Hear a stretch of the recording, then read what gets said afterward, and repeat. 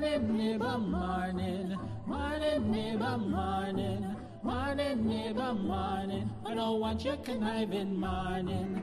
Neighbor, neighbor, Joe come. Neighbor, neighbor, Joe come. Neighbor, neighbor, Joe come. This all the money that me work for. A 2 pound a note and a gilla piece. A 2 pound a note and a gilla piece. A 2 pound a note and a gilla piece. This all the money that me work for. Morning, neighbor, morning. Morning, neighbor, morning. Morning, neighbor, morning. I don't want your conniving morning.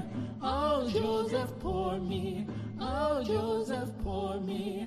Oh, Joseph, pour me. What we could do with a killer piece? 1 bunch green plantain, 1 string quacquari, 1 Jill black pepper. All you could do with a killer piece. Morning, neighbor, morning. Morning, neighbor, morning. Morning, neighbor, morning. I don't want your conniving morning. When you been a corrupong and I've been tell me morning. Now because your money done, you come with conniving morning. When you had your pocket full, you now been tell me morning. Now because your money done, you hustle for tell me morning. Morning, neighbor, morning. Morning, neighbor, morning. Morning, neighbor, morning. I don't want your conniving morning. Morning, neighbor, morning. Morning, neighbor, morning. Morning, neighbor, morning. You can keep your conniving morning.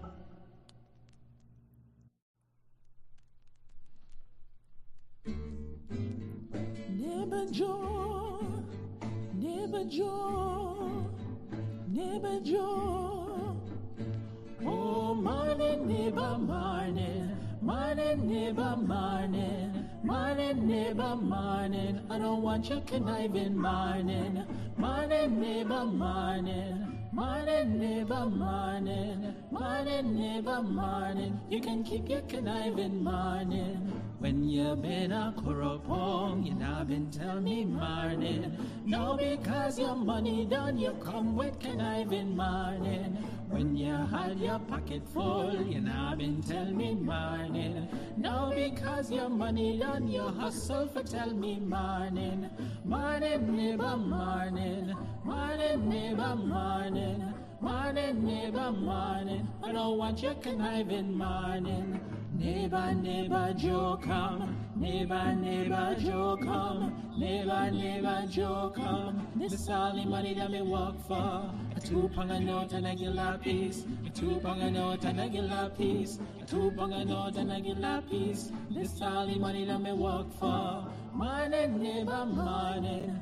Morning, neighbor, morning. Morning, neighbor, morning. I don't want your conniving morning. Oh, Joseph, pour me. Oh, Joseph, pour me. Oh, Joseph, pour me. What we could do with a killer piece? 1 bunch green plantain, 1 string quacquari, 1 Jill black pepper. All you could do with a killer piece.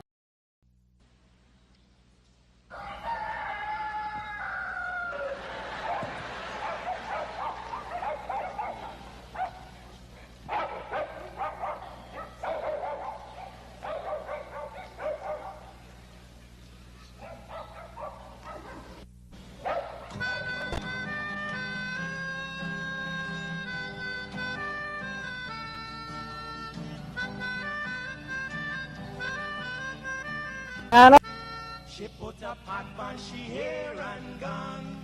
Them a the first one out on the dam. Basket on she head, bucket in each hand. Hold up on she frock, I wanna she grandson. To the market, them a go. For the morning, the day is dawning. For 𝒂𝒂 to give the villagers a warning.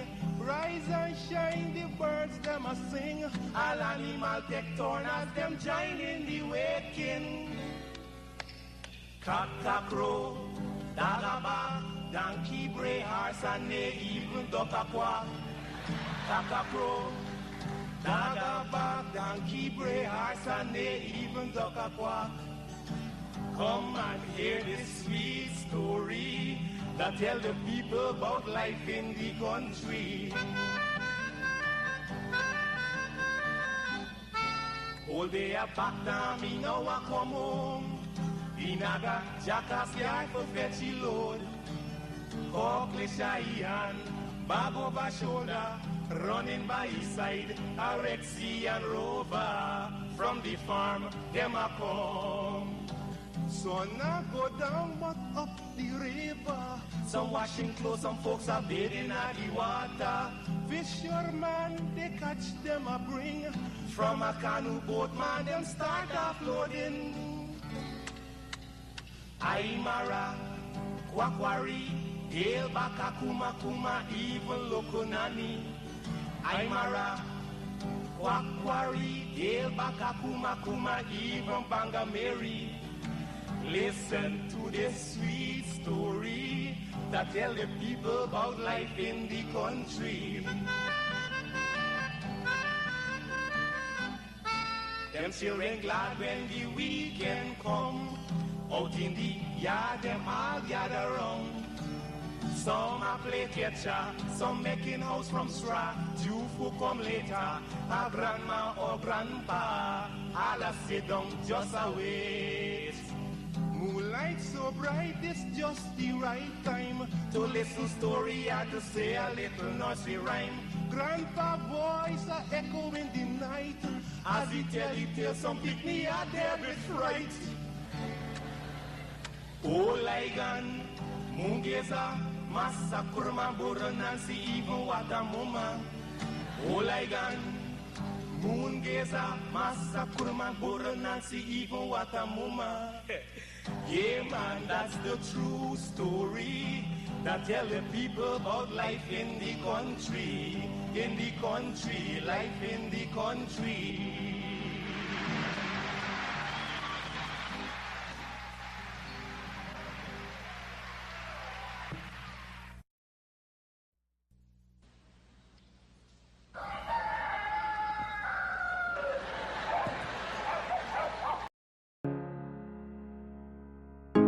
This is Quincy Anderson.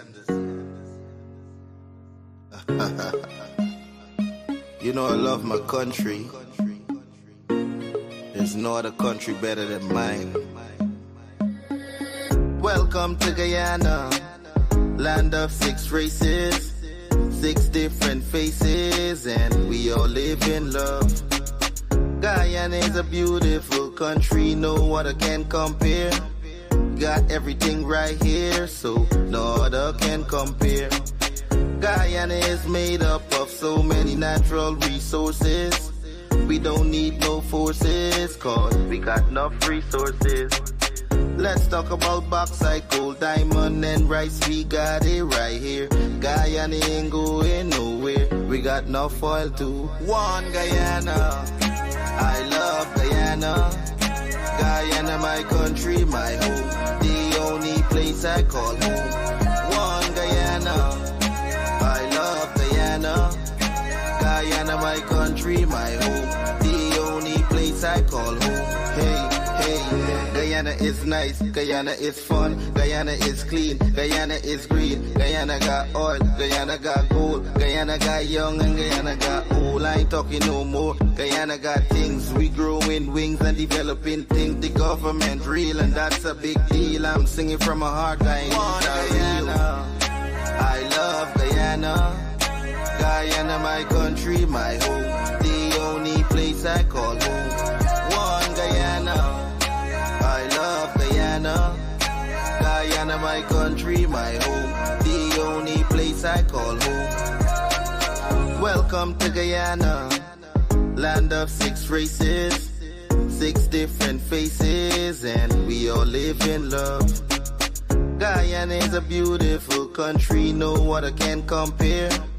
Got everything right here, so no other can compare. Guyana is made up of so many natural resources. We don't need no forces, cause we got enough resources. Let's talk about bauxite, gold, diamond, and rice. We got it right here. Guyana ain't going nowhere. We got enough oil too.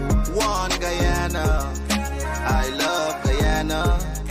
Guyana, my country, my home.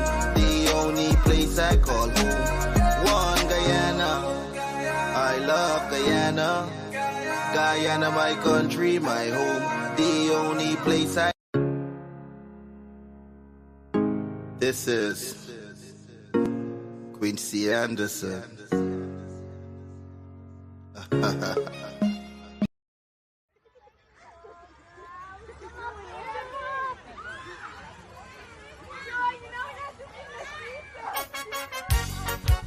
Oh yes, a lot of you gon' vex, but I tell you, sometimes you just got to listen.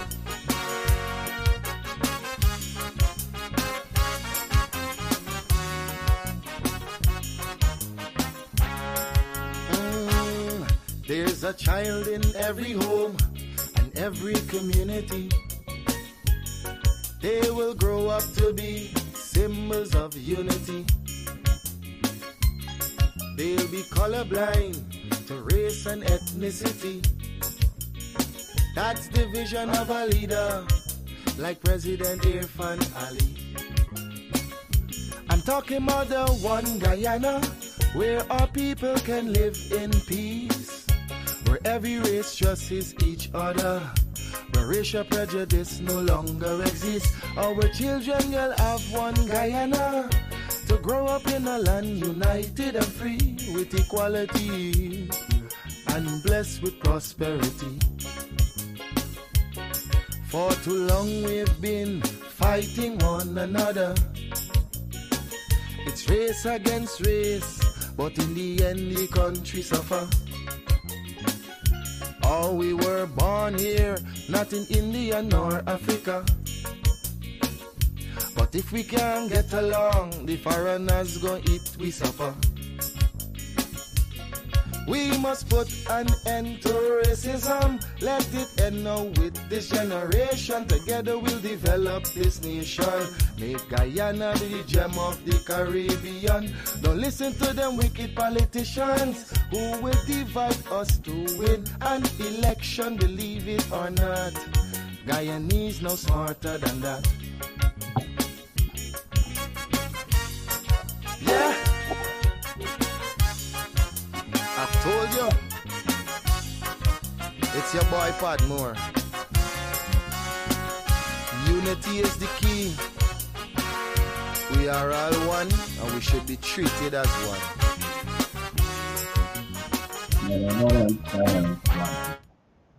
Good morning, good morning. Our ancestors. Good morning, good morning, guys. Welcome down to Livewire. We're back. We're back.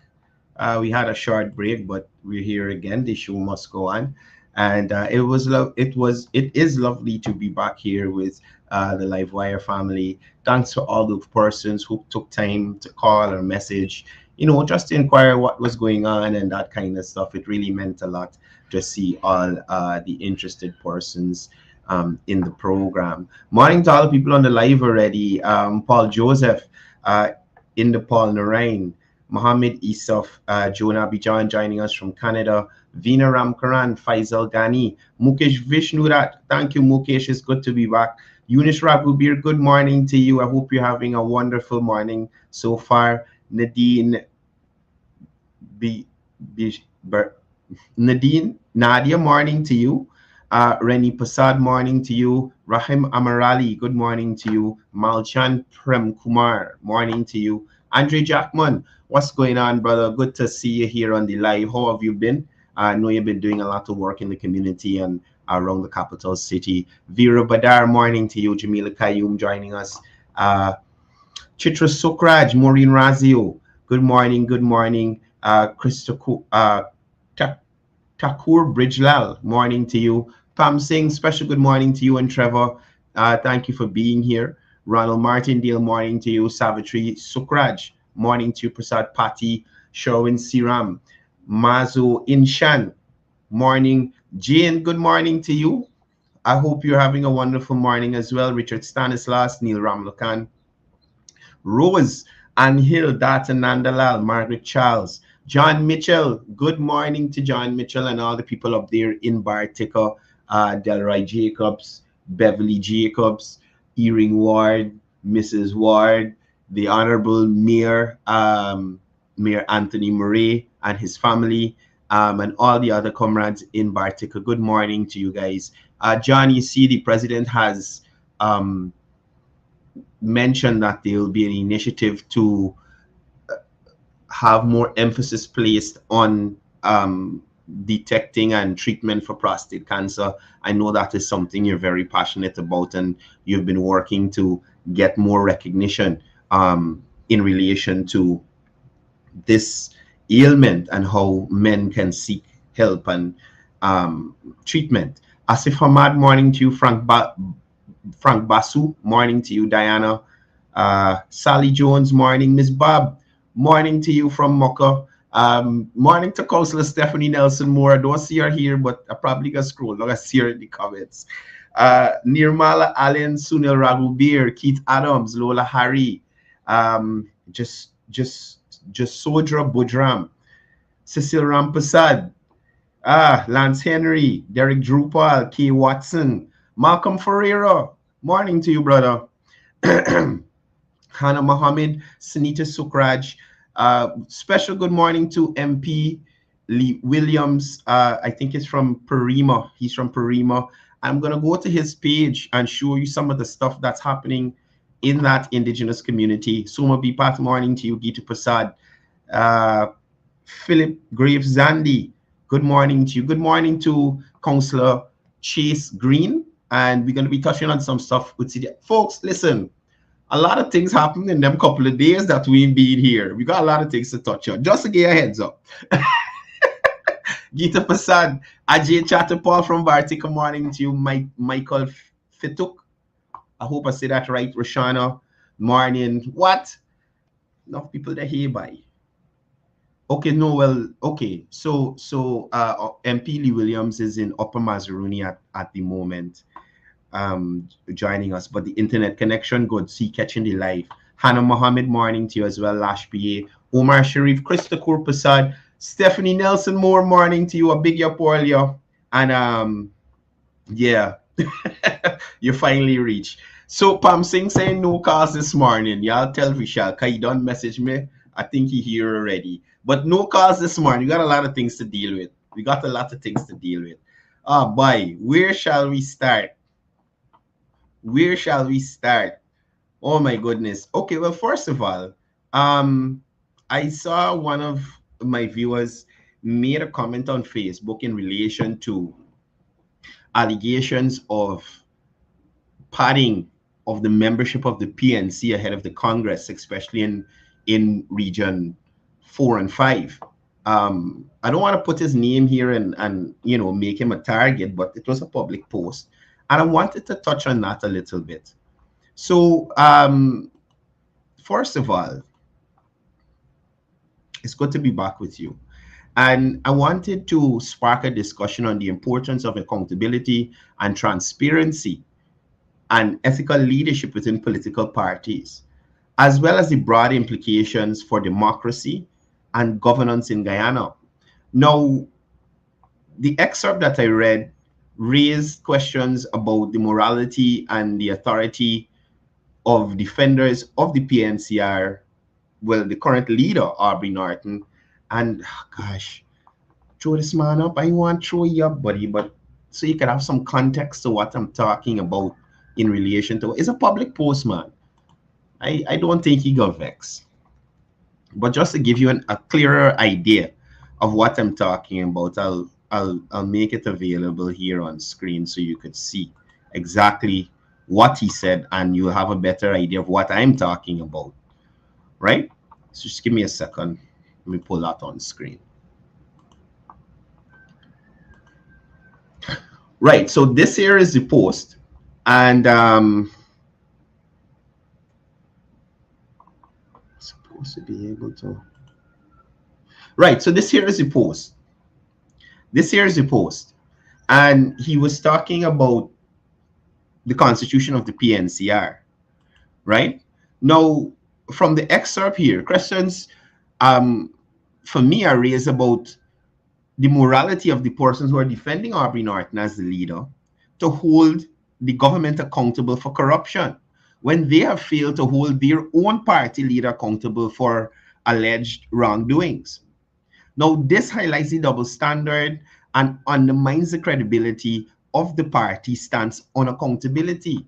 And we've seen this in many quarters with the PNC, APNU, AFC. You get them coming to play their telling portions about accountability and transparency.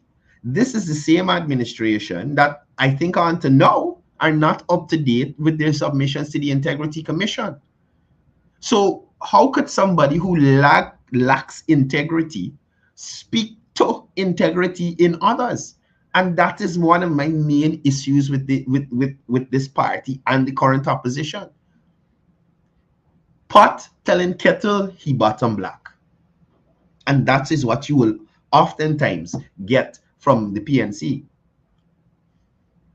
Now, in the excerpt that we have here on screen, the comparison between the actions of the PNCR leader and the behaviors expected of a CEO underscores concerns about integrity and adherence to rules and procedures. It is unusual for a CEO, or in this case, a party leader, to remain in their position despite demonstrating willful disregard for financial accountability and organizational rules.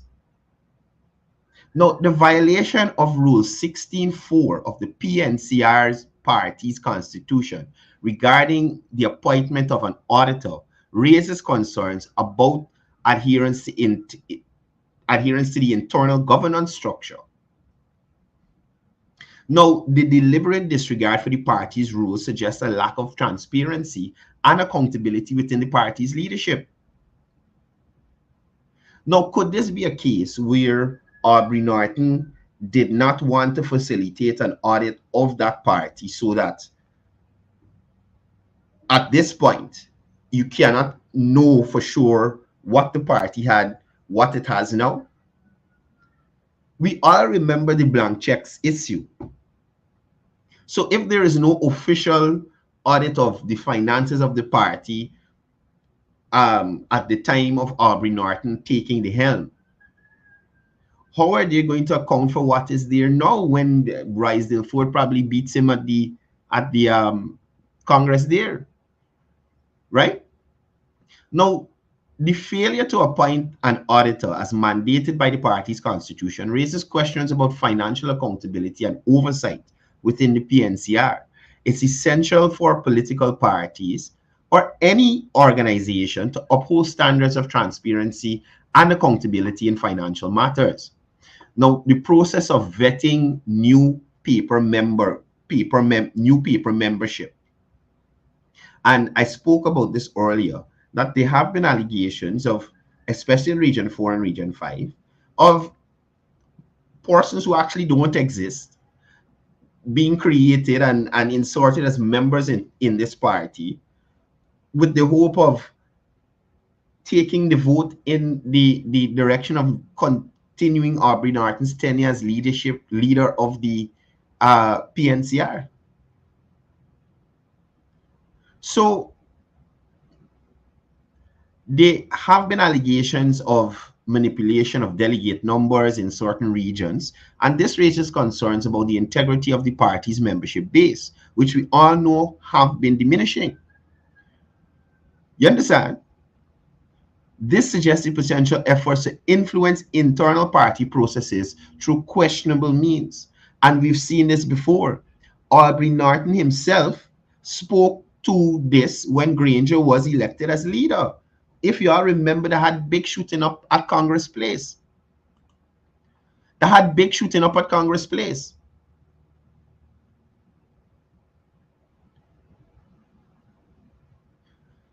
Aubrey Norton walked out with a delegation of Londoners from there because of that. So it looks like we're going down the same road here again with Aubrey Norton as leader. Now, we all know that Dawn Hastings has been having a very hard time in the party to function in her role as General Secretary. Now, the General Secretary of the party may not be fully empowered to carry out her constitutional duties, now indicating a possible interference or obstruction within the party's leadership structure. Now, this raises broader concerns about internal governance and making the decision-making process of that party. And at the end of the day, it all comes back down to ethical leadership. And that is not something that you're going to find with the PNC. Ever. You're not going to find it there. So, Don Hastings, I am suggesting to you as the General Secretary of that party, you are constitutionally bound by that party's constitution to have an audit done. And I'm suggesting that you hop to it, ma'am. You hop to it. Right? Now, people, let me move on to something else. Let me move on to something else. So, I saw that a comic book launch over the while we were off here, right? I saw that a comic book was launched, something but My Dear Land of Guyana or something like that, a full comic book. I want to say this to y'all folks. It's funny how the persons who, oh gosh, how to put this, the most insignificant portions of the previous administration have decided to explore their literary prowess. And I am saying it's a waste of time. We all know what Moses Nagamutu offered this country during his time as Prime Minister. Right? We all know what Moses Nagamutu offered this country during his time as Prime Minister. And there's nothing to be proud about. You understand? So if y'all interested in finding out what's in the book, right? If y'all interested in finding out what's in the book, let me share a little excerpt with you here now. 1. So if you have 64 members of the parliament, your 1/2 would be 32, and a majority would be add 1, 33. How come do you have 33 as a majority for 65, unless you can prove that 64 is equal to 65?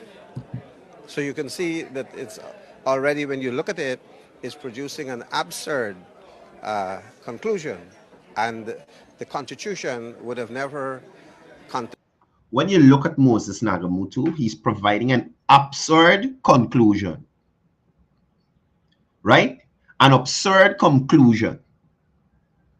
And this is all that you will find in what? My Dear Land of Guyana or Dear Land of Guyana, whatever the book name.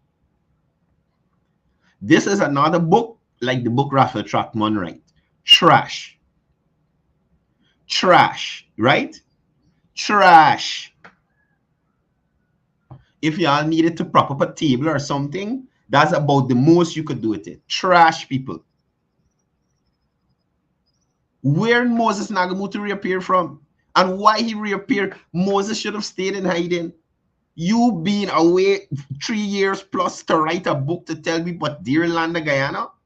What did you do for this Dear Land of Guyana during your tenure, sir? Well, other than fired Sherrod Duncan, that was good. That was good. Between you and Gita Chandan Edmonds, y'all did a service to this nation.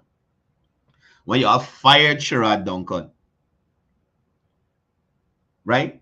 When y'all fired Sherrod Duncan. Fire Sherrod Duncan. I got to repeat, fire Sherrod Duncan. Moses Nagamutu and Gita Chandan. You understand? 𝒐𝒐𝒂𝒊𝒎 said, look at this knee macaram.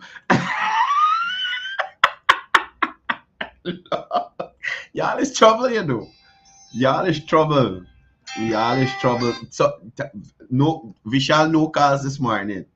I think that's Vishal. No calls this morning, people. If it's not Vishal, I'm gonna call y'all back after the live, whoever calling now. But this is all you're gonna get in the book. A confusing story of stupidness. Let me go again. Right? If you are interested in finding out what is the content of Dear Land of Guyana, a book recently launched by Moses Nagamutu, here. The formula has been 1/2 plus 1. So if you have 64 members of the parliament, your 1/2 would be 32, and a majority will be add 1, 33. How come do you have 33 as a majority for 65, unless you can prove that 64 is equal to 65? So you can see that it's already, when you look at it, it's producing an absurd conclusion. And the Constitution would have never contemplated the creation of an absurdity. A no confidence motion brought. I want to know who created the absurdity of Moses Nagamutu. Who created the absurdity of Moses Nagamutu? That's the biggest absurdity in this country right now. No. He's second to Aubrey Norton. Aubrey Norton is the biggest absurdity in this country. Then you got Moses Nagamutu, and then we got a list going down. Right? We got a list going down, people. Oh, I'm done with that. Let me move on to something else. Like I tell you, we got a lot of things to deal with. Right? Now, let me jump over to this here.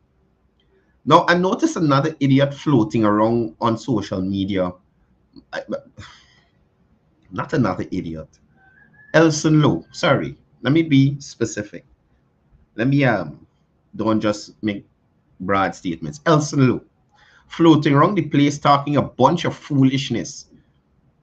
You understand? Clearly information he got from the pistolero, because it didn't make no sense. That, you understand me? Clearly information he got from the pistolero. Now, look at this here.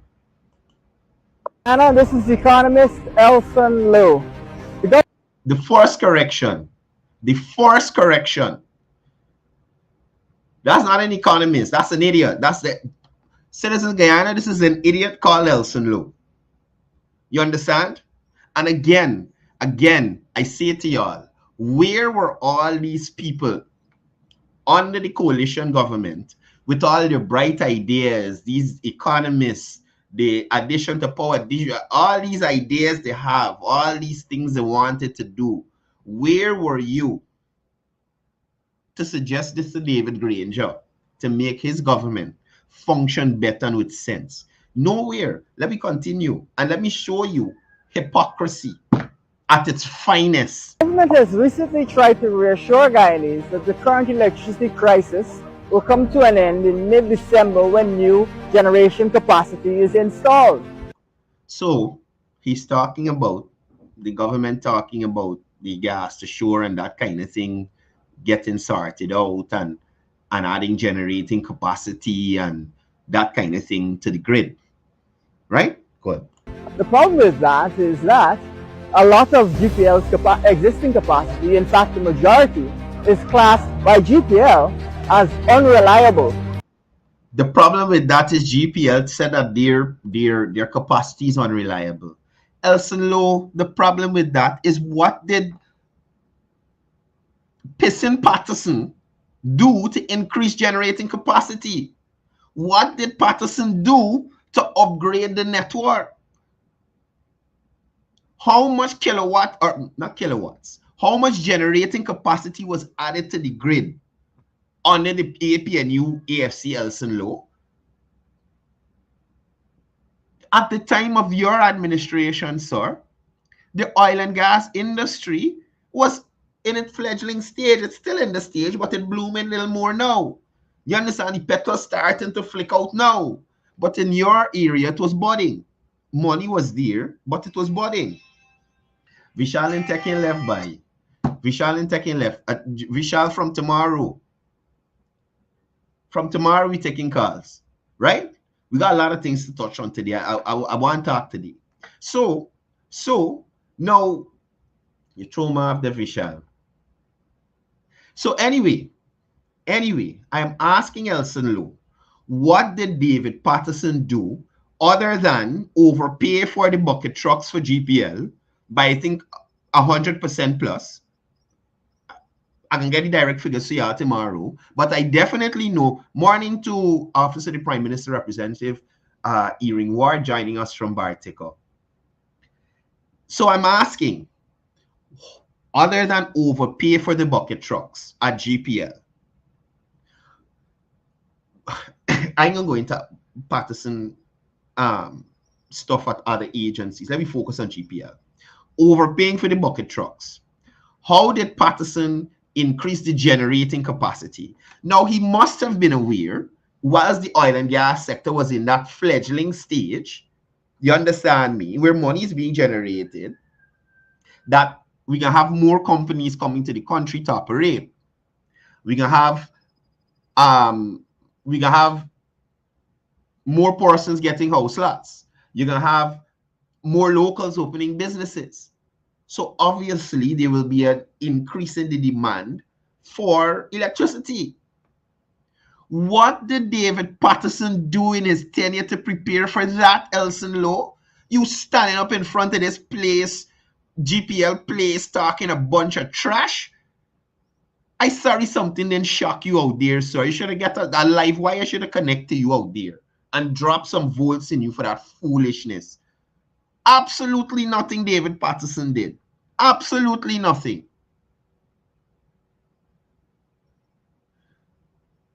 And now that the situation is out of control, so you have all but sorry, thank you, Asif. All he did was piss on a fence. That's all David Patterson do, piss on a fence. Right?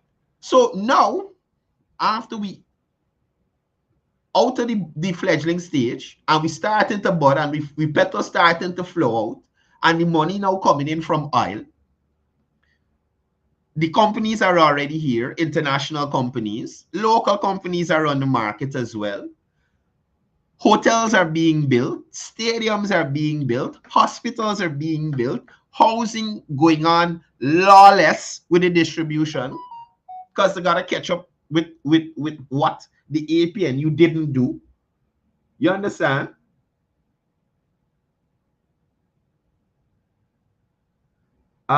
Yeah, they had to catch up with all the housing that APNU didn't distribute. So more persons in their own home generating demand for electricity.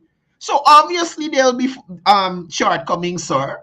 But guess what? Unlike your administration, the government has laid out a clear plan to remedy the problem. And that is the difference between the two. Let me continue listening to this idiot. In addition to that, GPL's own estimates show that for 2024, which is only a few weeks after mid-December, Guyana is expected to have even higher energy consumption demands. Comrade, what did y'all do to prepare? What y'all do to prepare? Look how much, no, I think those are solar on the Hero Highway, them street lights. But people want a street light. People using AC. You feel how this place is hot, Elson Lowe? I sure Elson Lowe house AC down. I am absolutely sure of it. AC down. This place is ridiculously hot. People using AC all the time now. So obviously there will be an increase in demand, sir. But, and you know something, you know what we could look at as well? The fact that the government just buy couple generators. Well, I can't remember the exact amount. If Lash PA is on this live, could you just comment the amount of generators that were recently bought by the government?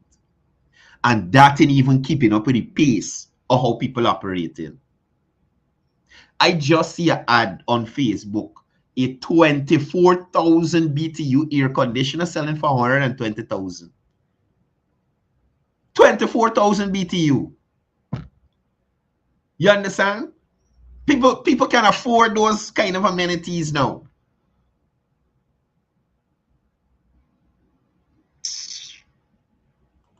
This is why the opposition is calling for an additional 50 megawatts of power. They calling for additional 50 megawatts. The government want to bring on stream 300 megawatts with the gas to shore project. Is 300? Yeah, I think 300 megawatts. You see the kind of thinking between the two, the difference. Thank you, Richard Stanislas. They stop a Myla, the Myla project. based off a Myler project. If a Myler was on stream now, we would have been Tala Lane. We could have probably AC outside. And then we'd had gas to shore. We could have put a dome over Guyana and AC Guyana. But the opposition go and stop the gas to shore project. So the energy that was supposed to already be coming from there, right? The energy that's supposed to be already coming from there, we ain't getting. We are not getting because of the foolishness of this crew. You understand? The foolishness of this crew. To be procured to ensure that there's sufficient capacity right now for Guyana to be able to deal with our needs going forward. We also believe that we have to continue to invest in the grid because, of course, when he had this realization, why he didn't go to David Patterson and tell David Patterson this foolishness about investing in the grid. And there's the hypocrisy of these people, you know. All the time they're in office, they ain't got no ideas, they ain't putting no systems in place, they ain't making no preparation. Now that they're out of office, they have all these grand ideas on how to fix this and how to do that and how to do. Case in point, 𝒄𝒍𝒂𝒊𝒎 and them sugar workers. Right? That's a lovely example. Treat them like trash when you're in government. When you come out of government, oh, I love you so bad. Y'all drive through all boys town. Drive through all boys town. I know I go off topic here, but you drive through all boys town. Any one of y'all, even if you want to lock your door, if you're playing all boys town bad and you want to go through there, you lock your door and drive through all boys town. And you will understand what I'm talking about. Whilst they're in government, they have no time with you. None whatsoever. None whatsoever. Y'all drive through all boys town and see what's going on in there. You understand? They ain't had time with them people. Look at the roads in all boys town now. Look at the drainage in all boys town. And that is what I want people to remember. Let me get this idiot off the screen. He absolutely does annoy me. Absolutely. Can't stand Elson Low. I cannot stand him. Now, it's getting sticky in the PNC. Watch it. Let me mute the audio. We need all of that. So, apparently, Aubrey Norton met with the ABCE ambassadors. You know.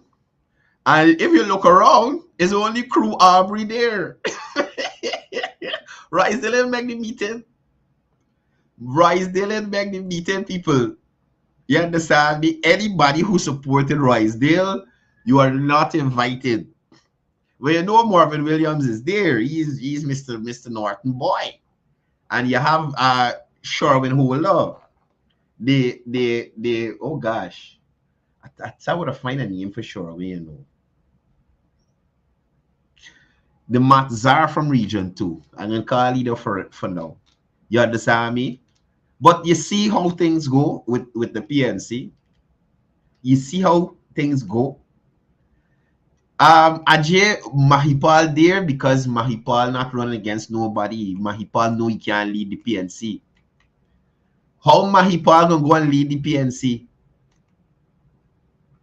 Impossible, right? You know what jump out at me too? You look who here. Look who's here. Pan the camera. Bob Coretta. Ashuria on base, people. Ashuria is on base. And she big. She big. Hey, you're big. You're big. Try to catch the gym. I want to see what she could tell me in Samanic Chan next parliament. She big. She big. Look how she's trying to get his jacket to wrap around, you know. Look, wait. Let me, wait. She big.